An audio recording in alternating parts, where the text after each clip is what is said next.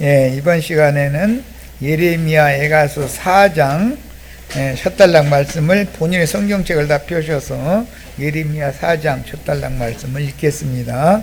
1절부터 저기까지만 6절까지만 읽겠습니다. 슬프다 어찌 그리 금이 빛을 잃고 순금이 변질하였으며 성소의 돌들이 거리오기마다 쏟아졌는고. 순금에 비할 만큼 보배로운 시온의 아들들이 어찌 그리 토기장이가 만든 질항아리같이 여김이 되었는고. 들깨도 젖을 주어 그들의 새끼를 먹이나 딸 내 백성은 잔인하여 마치 광야의 타조 같도다. 젖먹이가 목말라서 혀가 입 천장에 붙으며 어린아이들이 떡을 구하나 떼어줄 사람이 없도다. 맛있는 음식을 먹던 자들이 외롭게 거리거리에 있으며 이전에는 붉은 옷을 입고 자라난 자들이 이제는 거름더미를 안았도다. 전에 소돔이 사람의 손을 대지 아니하였는데도 순식간에 무너지더니 이제는 딸 내 백성의 죄가 소돔의 죄악보다 무겁도다. 일단은 6절까지 읽었지만 원은 이제 10절까지 한 단락이 나눠져 있는데 거기까지는 다 나눌 수가 없을 것 같아서 두 번 집회로 이렇게 나눠서 하려고 자른 거예요. 오늘 읽은 말씀은 예루살렘과 유다의 하나님의 은총과 사랑과 자비하심 아래 있던 지도자들과 그 백성들이 너무 신앙적으로 피폐된 상태에 있는 것을 보면서 탄식하는 그런 내용으로 시가가 구성이 되어 있기 때문에 그러고 또 문장 자체가 어려운 용어나 어려운 내용으로 되어 있는 것은 아니라 우리 시체들이 쉽게 다 문맥의 흐름에 따라서 이해할 수 있는 그런 용도로 되어 있어서 자료 말씀을 쉽게 이렇게 읽어나가도록 할 겁니다. 애가서 1장 4절로 여기는 5절까지만 우선 인용이 됐는데, 슬프다 어찌 그리 금이 빛을 잃고 순금이 변질하였으며 성소의 돌들이 거리의 어기마다 쏟아졌는고. 순금에 비할 만큼 보배로운 시온의 아들들이, 그러니까 앞절의 금, 순금이라는 것은 시온의 아들들을 빗대선 말이다라는 것을 문장 자체가 알 수 있죠. 어찌 그리 토기장이가 만든 질항아리 같이 여김이 되었는고 그랬는데, 이 여김이 된다는 건 토기장이가 토기를 구워내 가지고 마음에 안 들면 깨뜨려 버리죠. 그것을 지금 염두에 둔 말이에요. 그러니까 문장은 누구나 쉽게 이해할 수 있죠. 그런데 이제 금, 정금 이런 용어는 하나님의 신성, 하나님의 영광, 예수 그리스도의 믿음을 의미하는 용어이기 때문에 지성소에서 사용하는, 성전 중에도 지성소에만 사용하는 건 모두 금으로 되어 있죠. 창세기 2장 시작의 말씀에 보면은 하일라 땅에는 정금이 나는 곳이었다. 여기부터 이게 비롯된 말인데 예수 그리스도의 계시로 말미암아 하늘로부터 부어주시는 믿음을 정금이라고 이렇게 연단받은 믿음이죠. 시험을 거쳐서 완전케 된 하나님의 영광들만 드러내게 되는 하나님의 신성이 드러나는 그런 가장 가치가 있다는 뜻으로 금이라고 비유를 한 거예요. 이 생에서 사는 모든 인생은 정금과 같은 믿음만이 인생의 가치가 있는 것이죠. 우리가 최고한 가치는 정금 같은 믿음을 갖고 있어야 되는 거예요. 이건 하도 내가 여러 번 인용을 했기 때문에 누구나 알 수 있는 일이고, 그 다음에 성소의 돌들이 거리 어기마다 다 쏟아졌다 이렇게 표현을 했는데, 토기장이가 만든 지랑아리 같이 여김이 되었다. 해석은 이렇게 나와 있어요.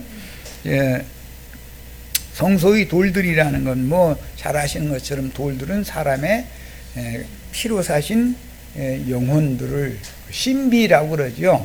영혼들을 상징하는 말인데, 돌산에 이렇게 있는 돌은 속된 것이지만 그 돌을 떠다가 마름질을 해서 성전에 옮겨서 성전 건축 재료로 쓰면 그것은 가장 거룩하고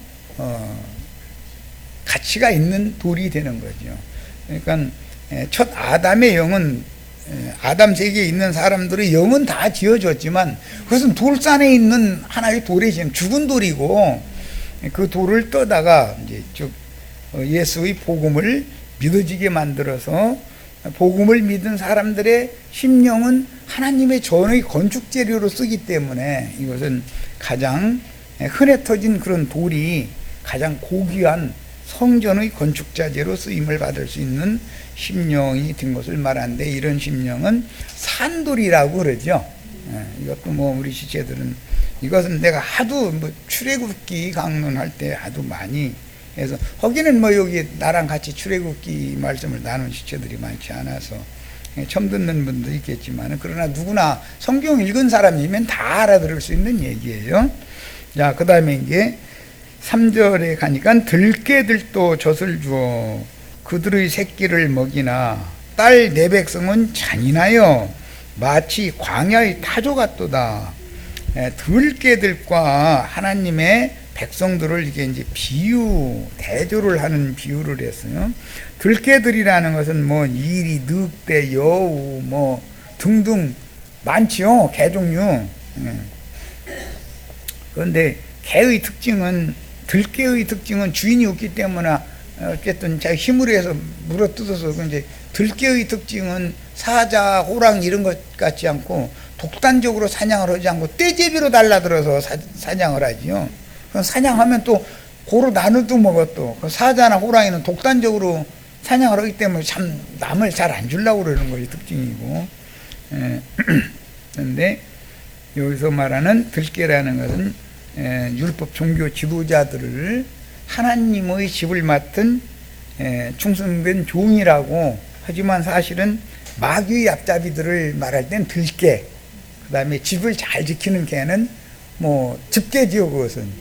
그런데 집게도 주인 기분 나쁘면 집게도 주인 물어뜯을 수 있죠. 그럼 그건 어쨌든 주인한테 배반하면 그 걔는 이제 그날로 죽는 날이지 뭐. 그건 다른 것도 주인 한 번 물은 개는 나중에 충성을 않는다는 거거든. 한 번 물었던 개는. 인생사에서도 이런 걸 배워야 돼. 교회 생활에서도 배워야 되고, 한 번 반역을 했던 사람은 절대로 회개하고 돌아오기가 쉽지 않다는 걸 보여주는 것이거든. 왜냐하면 그 역성이 속에 이렇게 내재하고 있는 개의 본성이기 때문에 그런 것은. 개는 물어뜯는 것이 본성이거든. 그런데 물어뜯을 사람 없으면 주인도 물어뜯어 버린다는 거잖아요.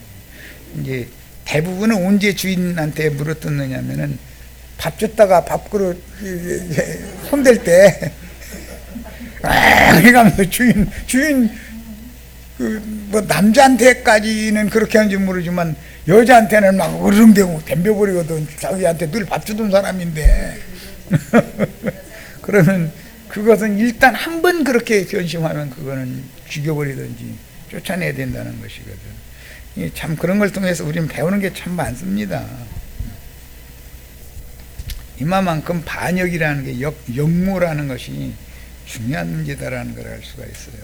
우리들이 주님을 잘 믿다가도 한번 변심을 해서 변질되어서, 신앙이 변질되어서 배반을 한번 하고 나면 돌아오기가 굉장히 어렵다는 거예요. 가룟 유다 돌아오느냐면 안 돌아오잖아요. 그거 보면 참 신기한 일이야. 예. 이 인생사도 배워야 되고 교회 생활도 배워야 되고 사회생활도 배워야 되는 거거든. 역성이 속에 내재되어 있는 것이 인간의 근성이기 때문에 이런 말씀을 통해서 많이 배워야 되고, 그런데 들깨도 자기 새끼는 사랑할 줄을 안다 이거예요. 들깨라도. 여우도 늑대도 새끼 나면은 다 젖빨리죠. 그런데 타조는 몸집은 이만한데 머리가 너무 적어. 뇌가 없는 거예요. 말하자면 세상 말로 생각 없이 사는 거지 뭐. 뇌가 뭐 있어요. 몸집이 이만하면 머리도 거기 상응해서 막 커져야 되잖아요. 그런데 머리는 닭대가리만 밖에 안 해가지고 몸통은 막 돼지보다 더 크죠. 이러니 이놈의 이게 돌아가겠어요? 이게 없는데? 그러다 보니 걔는 수컷이 통산적으로 3마리에서 한 5마리 정도 암컷을 거느리는 새 종류는 수컷 하나가 뭐 닭 길러봐도 최대한 8마리 정도까지는 이게 유정란을 만들어 줄 수가 있거든. 이제 새 종류는 대부분 이제 이렇게 하는데 얘는 한 3마리에서 5마리 정도 암컷을 거느린다는 거예요. 그럼 이제 수컷이 이제 그 모래사장을 이렇게 움푹하게 넓게 판다는 거예요. 파놓으면은 이제 암컷들이 다 와서 이제 알을 나누는 거예요. 그럼 걔들은 알만 빠뜨려 놓으면 가버리고 알을 내가 낳는지 뭔지 관심이 없는 거예요. 암컷들은. 그러면은 답답한 건 순놈이니까 순놈이 이제 들어가서 이제 품는 거죠, 뭐. 근데 한 40일 이상, 42일까지 이렇게 품으면 이제 새끼가 나오는데, 그동안에 그 수컷도 암컷은 그냥 나누고 가버려서 암컷 보지도 않고, 다음에는 이게 머리가 너무 적어 말하자면. 사람은 낳기는 힘들지 머리가 크니까 낳기는 힘들지만 만물을 지배할 수 있잖아요. 머리가 크다 보니까 뇌 속에 들어있는 게 많잖아요. 그래서 타조처럼 생각 없이 살면 그거 안 되거든. 뭐 뻥도 머리는 조그맣고 몸집은 크잖아요. 그러니까는 막 몰아붙이면은 눈밭에 이런데 지 대가리만 갖다 쿡 갖다 박아놓고서는 나는 숨었다 이런다는 거예요. 참 우리가 보면 무둔하지만 본인은 나는 숨었다고 생각하는 거예요. 타조가 그런다는 거예요. 타조가 대가리만 웃다 푸스 풀고 웃다 이렇게 넣어놓으면 자기 다 쫓아오던 뭐 사자나 뭐가 자기 안 죽일 줄 안다는 거예요. 그러니 참 그것도 신기한 일이요. 그래서 우리는 하나님이 엄마 뱃속에서 나올 때는 엄마 속은 세겠지만 머리가 크게 나온 게 참 감사한 일이죠. 이 속에 들어있는 게 많잖아. 어? 자, 그런데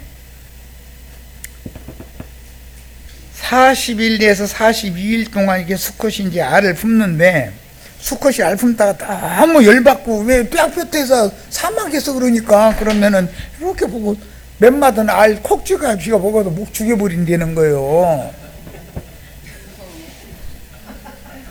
그런데 아무 의식이 없는 거예요. 그게 잘못이다 뭐 이런 의식이 없는 거예요. 이게 생각 없이 사는 사람으로 말하자면 생각 없이 사는 사람이죠. 이런 사람으로 이스라엘 사람들을 비유를 했을 때 하나님이 타조와 같다 이렇게 멍청하다 이제 이 말은 하나님의 지혜를 받지 못한 사람들이 자기네들은 구원 받았다고 뭐 우리들 중에 그런 분이 있으시면 안 되겠어요. 대가리 갖다 옷다 이게 수풀에다 박아놓고 나서는 사자나 호랑이가 와서 나는 안 물어간다고 생각하면 안 되는 거예요.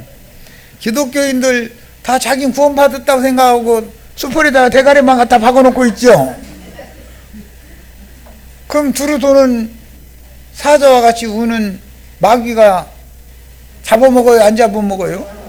그런데 자기는 안 잡혀먹힐 줄 알고 아주 안심이 돼. 그게 안심이 돼요? 그런 걸 비유한 거다 이거. 그런데 그때 당시 유대의 지도자들이 그와 같이 말하자면 생각 없이 사는 사람들한테 유대교 백성들, 하나님 백성들이 가르침을 잘못 받고 세뇌를 당하다 보니까 하나님의 심판은 없고 늘 안전하고 축복이 넘치고, 응? 예, 맞아, 사랑해 주시고 감싸 주시고 은혜를 주시고 이것만 생각하고 있는 거예요. 그런데 하나님도 승질 날 수 있죠. 이건 도저히 아니다 싶으면 심판하실 수 있잖아요. 그런데 예수님이 심판 다 받았는데 왜 내가 심판 안 받냐 이래버려. 왜냐, 목사님이 강대상에서 그렇게 세뇌시켰으니까. 그것밖에 몰라. 그것밖에. 그 속에다가 대가리 쳐박고서는 자기는 안 죽는데 하나님이 보실 때 얼마나 답답하냐 지금 이 말이잖아요. 기독교인들 자신들 아주 구원 보따리가 너무 큰 거 가지고 다니느라고 끙끙대고 있죠. 그런데 그 구원보따리가 그게 가짜다. 그거 내려놔라. 당신 대가리 거기다 처박지 말고 궁뎅이가 저기 사자 눈에 띈다. 이렇게 일러주면 무슨 놈의 사자가 나 잡아먹겠냐고. 이러고 앉았어. 그리고 또 한 구절은 알아. 유대지파의 사자 다윗의 뿔이 예수님만 알아. 37자를 찾아서 배고파가지고 울며 헤매고 다니는 마귀 사자라는 몰라. 그러니 어떤 한 구절 알아가지고 그것만 붙잡으면 큰일 나죠. 나 어릴 때 시골서 눈 오는 날 눈만큼씩 막 빠지게 오면은 뽕들이 동네 마을까지 내려오잖아. 이제 먹을 거 찾으러. 그러면 동네 아이들 모여가지고 이제 꽁 계속 쫓아다니는 거예요. 그러면 날아가다 나중에 시치면은 눈속에다 해가지고 쳐봐요. 그럼 가서 이렇게 손으로 짚고. 그렇게 미련해. 자기 몸집과 머리가 맞아 들어가야 되는 거죠. 그래서 이제 잔인한 타조로, 광야의 타조로 하나님의 백성들을 비유로 지금 하신 거예요. 미련하다 이 말에 쉽게 말해서 하나님이 늘 축복만 주시고 은혜만 주시고 자비로운 하나님이고 그런 하나님만이 아니고 의를 집행하실 수도 있다는 것을 양면을 바로 믿어야 되잖아요. 그러면 그것도 준비를 당연히 해야죠. 자, 욥기 39장 13절로 18절에 타조의 특성에 대해서 이제 성경에 나와 있기 때문에 인용해서 같이 읽어보겠습니다. 타조는 즐거이 날개를 치나 학의 깃털과 날개 같겠느냐. 이 말씀은 욥기 39장은 여호와께서 욥을 깨우쳐주는 친히 하시는 말씀이죠. 지금 타조는 누구를 염두에 둔 말이에요? 그러니까 욥이 너 지혜로운 처녀인데 너같이 미련한 놈이 어딨냐 이 말이죠. 이 말하는 의도를 잘 하셔야 돼. 욥기 38장은 엘리후의 이제 교훈이고 39장부터는 여호와 하나님이 친히 가르치는 말씀이잖아요. 뭐 타존이 뭐 이런 얘기가 나오고 악언이 막 이런 얘기, 하만이 뭐 이런 얘기 나오면 이제 다 누구를 염두에 두는 말이에요?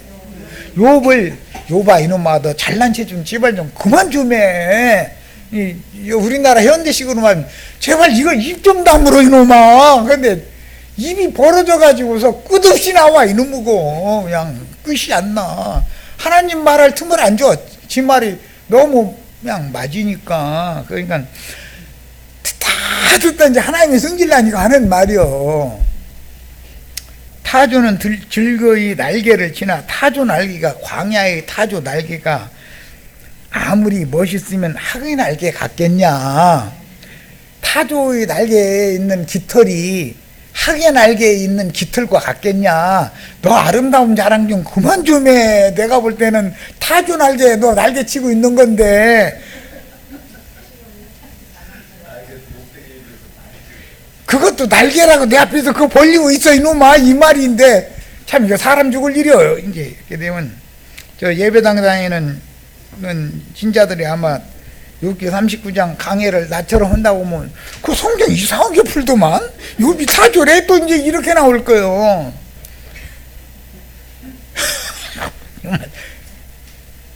서로 답답한 거죠. 뭐 이 정도 되면. 그러니까 타조 날개가 너는 네 깜냥에는 날개 힘도 있고 멋있다고 날개 뻗치고 이렇게 했다고 내 앞에서 그러는데 제발 날개 더 접어. 그거 배기 싫어. 그만 좀요 내 앞에서 하면서. 타조 날개의 깃털이 학의 날개의 깃털하고 비교가 되냐? 알아들으란 말이죠. 그런데 지금 욥은 자신의 날개 깃털이 학의 날개 깃털이라고 생각하고 있죠. 나머지 친구들 자기 하는 말에 대해서 대척하는 사람들은 전부 타조 날개라고 생각하고 있고 지 날개는 지금 학의 날개라고 생각하고 있고 이게 사람 죽어 이놈 뭐고 이렇게 이 정도 되면 똑같은 성경을 읽어도 이렇게 읽어지거든. 반대로 자기 자랑을 하려고는 이게 끝이 안 나거든. 자, 그런데 이제 타조의 특성을 일러주는 거예요. 그것이 알을 땅에 버려두어 흙에서 더워지게 하고 발에 깨어질 것이나 들짐승에게 밟힐 것도 생각지도 아니하고 그 새끼에게 모질게 대함이 제 새끼가 아닌 것처럼 한다. 알 이렇게 꼭 나놓고 나서는 뒤도 안 돌아보고 뒤를 길로 간다는 거예요. 이게 자기 속에서 나온 알이 다른 포식자들의 먹이가 될 우려가 얼마나 많아요. 그럼 지가 나눈 새끼면 지켜야 되잖아. 그런데 알 다 3개면 3개, 5개면 5개 다 나누면 그냥 가버리는 거예요. 지 길로. 그게 타조의 특성이라는 거예요. 목사님들 전도는 열심히 하지만 알은 많이 나누지만 마귀가 와서 체감은 그 수고가 소용없잖아. 이렇게 막 우리가 전도한 사람은 마귀가 근접도 못한다고 이렇게 나가면 아유 많이 하시라고. 그럼 그럴 리가 있어요.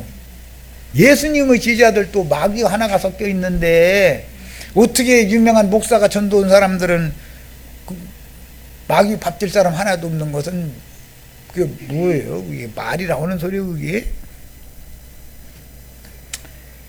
그 다음에 들짐승에게 밟힐 걸 생각지 아니하고 그 새끼에게 모질게 대한다 그랬는데 새끼 나놓고는 그냥 이 대가리가 좀 그렇네. 머리가 들어있는 게 없다 보니까 아무 생각 없이 그냥 저 가고 싶은 대로 가버리는 거야. 그러면 이제 수컷이 최종 책임은 암컷들이 알 구덩이 판다가 알 나눴으면 남는 건 수컷밖에 없어. 그러면 오라 온다고 걔들이 오나? 암컷들이? 지길로 다 가버리고. 그러면 답답한 건 수컷이야. 이제 혼자 가서 이제 알 품는 거야. 그래가지고 새끼를 치는데 그 수컷도 애가 얼마나 미련한지 더웠거나 배고프면 지가 품고 있던 거 그냥 쪄서 먹어버린다는 거예요. 그러고도 아무 의식이 없는 거예요. 참 어쩌면 짐승세계에 그렇게 우준한 짐승도 하나님이 창조해 놓으셨나 모르겠어. 어쨌든 새는 새잖아. 이게 날짐승이잖아. 이게 영을 가진 사람을 상징한 거잖아. 레위기 11장에 보면은 타조는 부정한 새로 들어가기 때문에 먹으면 안 된다고 돼 있잖아요.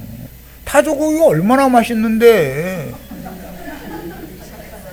이제 나 이번에 미국 가면 그거 맞아. 이제 미국 가면은 타조고기 먹는 날 뭐 호박 뭐 잔뜩 갖다 쌓아놓고서 촛불 켜놓고 찬송하고 뭐 이제 그거 꼭 토르키라고 해가지고 타조고기 먹거든. 칠면조인가? 아, 칠면조 고기요 그게? 아니 그러니 나도 돌대가리세.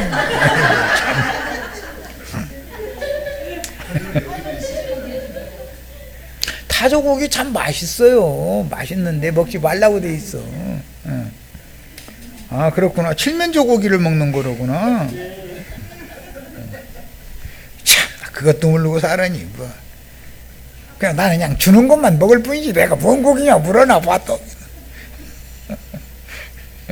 자, 그 다음에 지새끼 아닌 것처럼 해서 그 고생한 것이 고생해서 알라놓고 그 뜨거운 대학 밑에서 수컷이 hun차나무 있으니까 지가 그거 돌봐야지 어쩔 거예요. 할 수 없이 가서 40일 동안이나 그 대학 밑에 중동지역 그 모래사장에서 얼마나 헐떡거려 가면서 그거 새끼 까놓고 나서도 죽거나 말거나 이제 또 이제 새끼 나오면 지길로 가버려. 너끼리 살아라 이거야. 나 정말. 그런데도 그 종자가 퍼뜨려진다는 거 보면 신기하죠 또.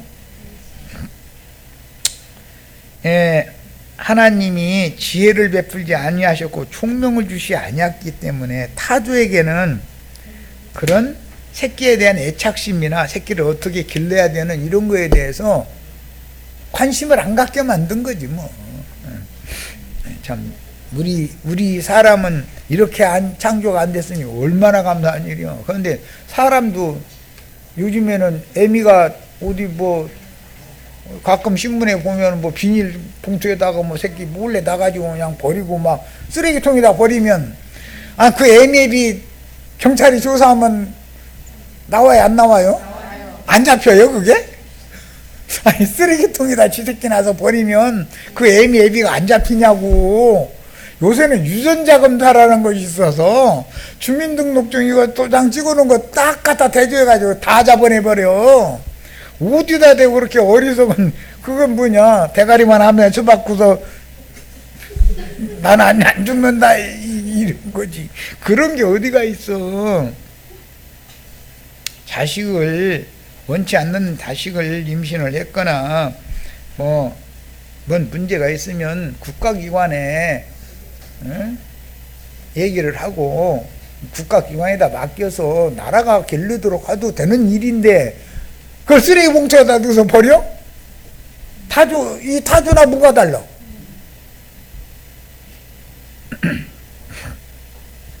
자, 그 다음에 그러나 그것이 몸을 떨쳐 뛰어갈 때에는 타조 또 걸음 뭐 몇 메타라더라 7m씩인가 얼마씩 이렇게 뛴다니 참 걔가 뛰어갈 때는 말과 그 위에 탄 자를 우습게 여겨가면서 누가 속도가 더 빠른가 보자 이런다는 거예요. 그러니까 이 말은 욥이 지금 말탄 자들은 욥의 친구들이고 욥은 이제 타조인데 말탄 자들하고 요 땡 해가지고 누가 빨리 가나 보자 해가면서 이제 뛰맞기를 했는데 욥을 당할 수가 없더라는 거예요. 타조를 말탄 사람 셋이 당할 수가 없어. 이게 말은 헐떡헉헉거리는데 타조는 끝까지 인내심 얼마나 많지. 끝까지 내달리는 거야 그냥. 세상에서도 살다 보면 이런 사람 더러 만나죠. 앞뒤 좌우 안 가리고 그냥 막 내달리는 사람 있잖아요. 무지하면 무식하면 뭐 한다고요? 용감해. 막 달려버려. 죽으러 가는 길인지 살러 가는 길인지 상관없어. 그냥 누가 빨리 가느냐 이것만 생각하고 있어. 야, 참 우리 형제 자매님들은 이런 말씀을 통해서 지혜를 다 받으셔서 사람은 가도 너무 과속으로 달리면 안 돼요. 좌우도 살펴보고 조금 가다는 뒤도 돌아보고 내가 잘 가고 있는지 확인하고 그 다음에 또 정상적인 길을 찾아서 가고 이렇게 물어서 가고 이래야 맞죠. 타조처럼 그냥 앞만 보고 막 내달려? 응? 누가 빨리 가느냐 이것만 지금 하는 거예요?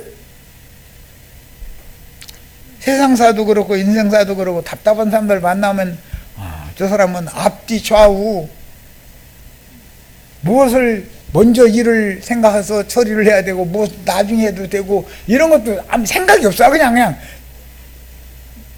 나 말리지 말라 이거야. 난 목표가 있는 사람이니까 막 매달리는 거지 뭐.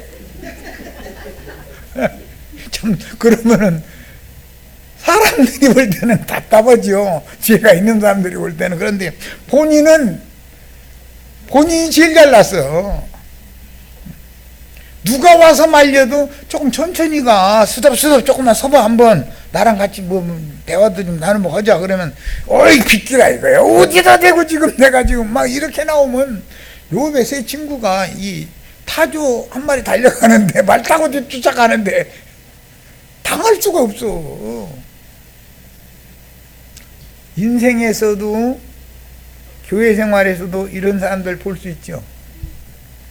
자기만 옳다는, 이게 말하자면 독단주의적인 사람. 그 사람은 앞뒤 안 가리고 막 가죠. 그런데 인생사에서 그런 식으로 인생을 그렇게 함부로 사는 사람은, 조심성 없이 그런 사람은 특징이 뭐냐면 본인이 굉장히 지혜로운 사람이고 나는 모든 걸 다 아는 사람이다라고 착각하는 사람인 거거든. 그럴 리가 없죠. 본인이 신이 아닌다며야 무슨 놈의 지혜가 있으면 얼마나 있겠어. 하나님의 은혜를 입혀주시면 앞만 볼 게 아니라 좌우도 살펴보고 뒤도 이게 돌아보고 내가 지금까지 인생을 여기까지 왔는데 지금까지 인생이 바르게 잘 온 건지 좀 점검도 좀 받아가면서 하나님 앞에 내가 그럼 아직은 앞으로 갈 길을 몰라서 혼동하고 있고 헤매고 있는데 나에게 바른 길을 좀 꼭 가르쳐 주세요. 나 혼자는 기도해도 성경 읽어도 도무지 깨달음이 없으니 오늘 교회 가면은 말씀 가르치는 형제님을 통해서 꼭 지혜의 말씀, 지식의 말씀을 들어가지고 사람처럼 살다 죽게 해주세요. 이렇게 기도 한 번은 해야 되잖아요. 그런데 막 욥은 친구들이 너무 빨리 그쪽으로만 가지 마. 그거 네가 꼭 맞은 건 아니야. 그러고 새 친구들이 와서 지금 말리는 거 아니야. 그럼 이제 하나님의 사자들이죠. 그런데 왜 내일을 사사건건 간섭하라고 덤비냐 이렇게 나가버려. 그럴 수 있죠. 가정사에서도 특히 남편이 뭐 하는 거 보면은 아내들이 볼 때는 답답해 죽겠죠. 다 내가 나서서 해버려야 될 것 같으죠. 그럼 혼자 살지 뭐라고 결혼을 했어.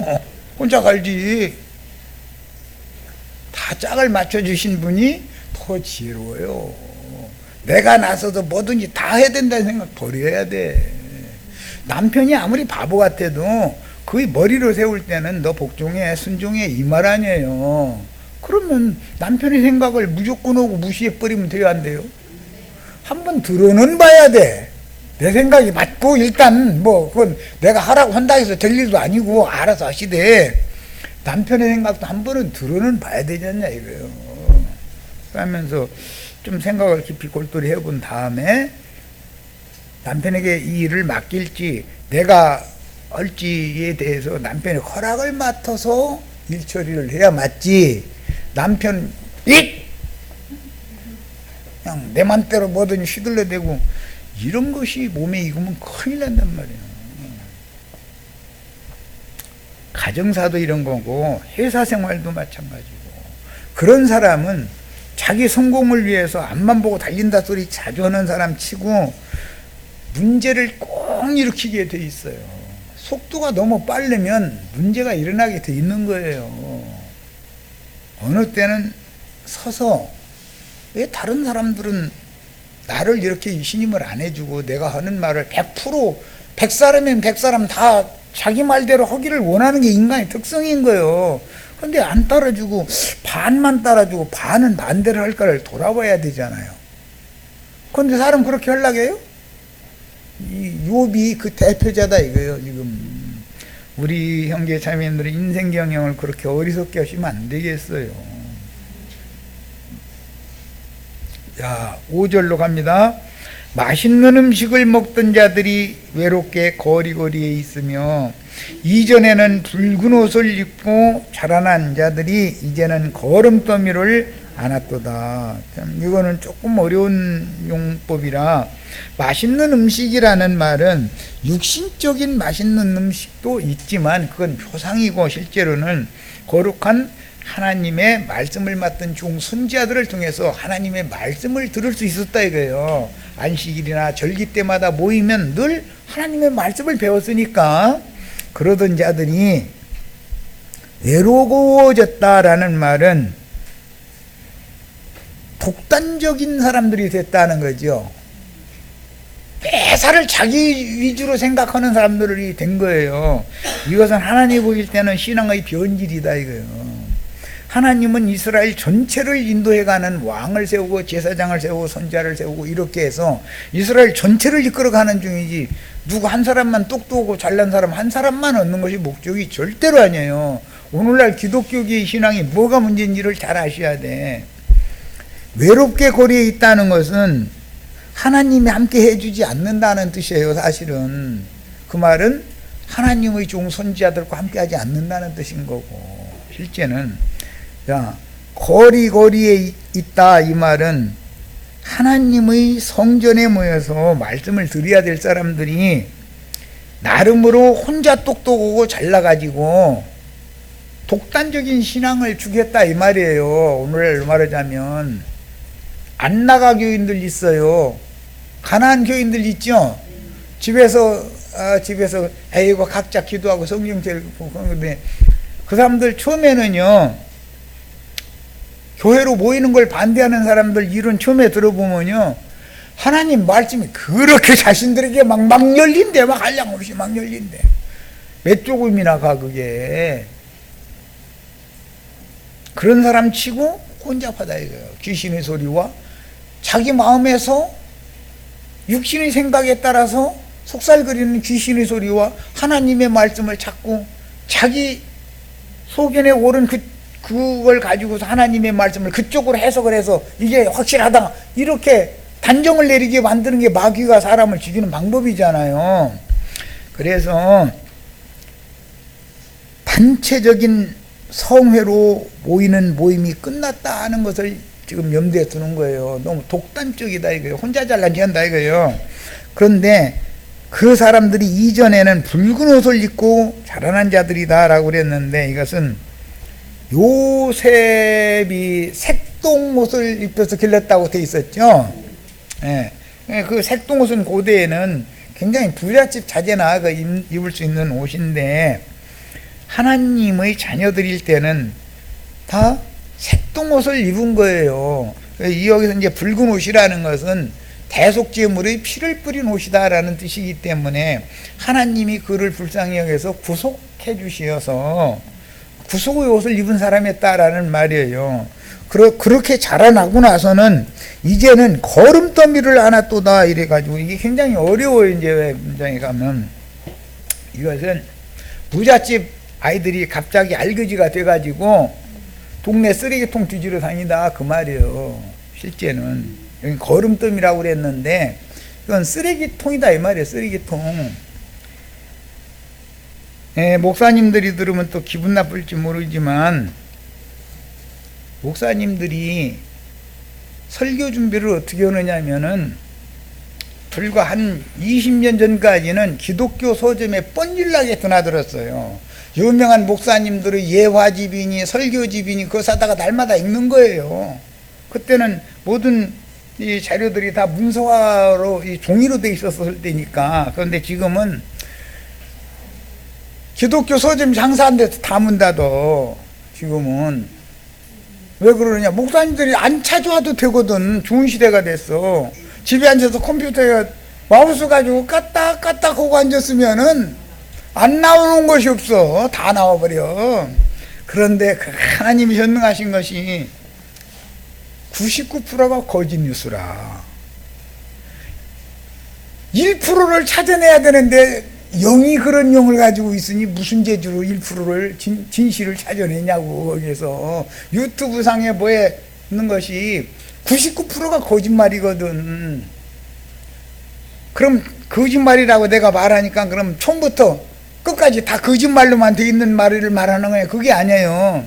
그 중에 95% 이상이 성경 말씀과 맞아 들어가는 거예요. 누룩은 조금씩 섞어 있는데 이상하게 그 누룩에 취해. 이것이 참 신기해. 우리 형제 자매님들 말씀 죽을 때 괜히 해서 저 마우스 가지고 까딱까딱하고 먼저 그렇게 정말 성경을 찾아 읽으셔야 돼요. 반드시 의문점이 있으면 성경을 연결해서 성경을 찾아 읽으셔야지. 습관을 이렇게 들여야지. 에이, 편리하게 쉽게 알아보지 뭐. 그래서 마우스 껐다 하면 다 나와요. 그런데 거기에 함정이 있어. 꼭 있어요. 네. 그 함정이 너무 산뜻해. 참 이게 특징이야. 거짓 뉴스는 다 거짓말이 아닌 거예요. 그 중에 아주 적은 부분이 거짓말이요. 그런데 그것은 아무 데서도 자기 인력으로는 확인해 볼 데가 없어. 그런데 그것이 딱 마음에 와서 콕 박혀버려. 95% 이상은 날아가 버리고, 그 워낙 많이 듣던 말이고 성경에 늘상 있던 얘기니까. 그리고 0.5%는 성경에 없던 것이니까 이거 새롭네 하고 딱 박히는 거예요. 나는 우리 형제자매들 세상사도 유튜브 함부로 보지 말아라. 판단력이 없을 때는 유튜브 뉴스 무조건 접속했다는 큰일 난다 하네. 자꾸 그 얘기를 하는 거예요. 판단력이 생기면 그때 자기가 좋아하는 것만 유튜브에서 찾으려고 뉴스를 봐도 보지 말고, 반대편의 입장에서 말하는 유튜브도 봐라 이거예요. 그러면 균형을 잡으면서 판단을 할 수 있지 않냐. 예. 난 가끔 그 얘기하는데, 재판장이 검사 얘기만 듣고 땅땅땅 해버리면 돼요, 안 돼요? 변호사 얘기 들어봐야죠. 본인 보고 최종적으로 변호사에게 의뢰한 말로 이것으로 변론이 끝이냐, 네가 하고 싶은 말이 있느냐, 판사 마지막에 물어봐야죠. 송사 당하는 사람의 말을 들어봐야 되잖아요. 검사 말만 일방적으로 들으면 돼요, 안 돼요? 그게 무슨 너무 바로 그러려고 뭐라고 재판하겠어. 공산주의 둘러서가지고서 인민재판하는 게 낫지. 다수결로 해서 딱 해버리지. 민주주의 약점이 뭐예요? 다수결로 뭘 결정해버리는 게 약점인 거예요. 하나님이 옳다고 해야지, 사람들이 많은 사람이 이 편이다 해서 그게 옳지 않을 수도 있는 거예요. 진실을 대다수가 오히려 가릴 수가 있어요. 그 제일 기본이 뭐였냐면, 예수를 죽일 때 유대교인들이 저를 십자가에 못 박으라고 다 외쳤어요. 빌라도는 다수의 편에 섰어요. 그런데 그 재판이 불법한 재판이에요. 이런 것을 잘 생각해야 돼. 민주주의가 뭐 절대적인 것처럼 이런 거 유튜브에 보면 지금 저 극우주의자들이 아주 이제 그런 걸 자꾸 이게 세뇌시키려고 하고 있는데, 그건 성경과는 안 맞는 거예요. 많은 수가 그쪽에 가표 던졌다 해가지고 그게 옳다고 천만의 말씀이에요. 그렇지 않을 수도 있는 거예요. 물론 대다수는 그게 옳은 경우가 많죠. 그러나 그게 아닌 경우도 허다하다. 예수님을 죽인 것이 대표다. 이런 걸 잘 생각하셔야 돼요. 자, 이제 이 얘기는 뭐 이제 다 됐고, 여기 6절 부분을 위해서 마지막 페이지로 바로 이렇게 이제 넘어갑니다. 이거 중간에 있는 들깨, 이거는 3페이지 부분에 나오는 그 부분, 내가 여러 번을 이걸 강에서도 써놓고 이렇게 하고 있기 때문에 요거는 좀 해서 마쳐야 되겠다. 요건 해야 되겠네, 시간이 좀 가도. 마태복음 12장 39절로 40절 보면, 예수께서 대답하여 이르시되 악하고 음란한 세대가 표적을 구하나 선지자 요나의 표적밖에는 보일 표적이 없느니라. 요나가 밤낮 사흘 동안 큰 물고기 뱃속에 있었던 것과 같이, 여기 큰 물고기라고 번역이 되어진 이 용어가 들깨로도 번역이 되는 같은 단어인 거예요. 창세기 1장 17절부터 나오는 말이죠. 바다에 큰 물고기도 나게 하심에 하나님 보시기에 좋았더라는 말씀 거기 있죠. 야, 바다에 큰 물고기라는 건 바다에서 올라온 짐승을 염두에 두는 말이 계시록 13장에. 그러니까 세상의 큰 군주를 일러서 말할 때 바다의 큰 물고기라고 비유를 했어요. 베드로가 큰 물고기 153마리 잡았죠. 모나미 볼펜 153 아시죠? 예, 그 153이라는 것이 예수 믿는 사람이고, 모나미 볼펜 회사 차려가지고 지금 이 문구점 석권했잖아요. 자, 그런데 물고기 뱃속을 수월의 뱃속이라고 요나서 2장에는 표현을 했죠. 그 수월이라는 말은 음부라는 말이고 죽음 세계라는 뜻인데, 어떤 이제 그 킹제임스 버전이나 이런 그 책들은 그걸 지옥이라고 번역을 했어요. 그 뭐 틀린 거는 아니에요. 땅속이니까 지옥이다, 이제 이렇게 이제 표현을 한 건데, 문자대로. 그래서 예수님이 이 물고기 뱃속, 수어로의 뱃속을 인자가 밤낮 사흘 동안을 땅속에 있으리라 라고 했어요. 물고기 뱃속을 뭐라고 했다고요? 땅속이라고 해석을 하셨어요.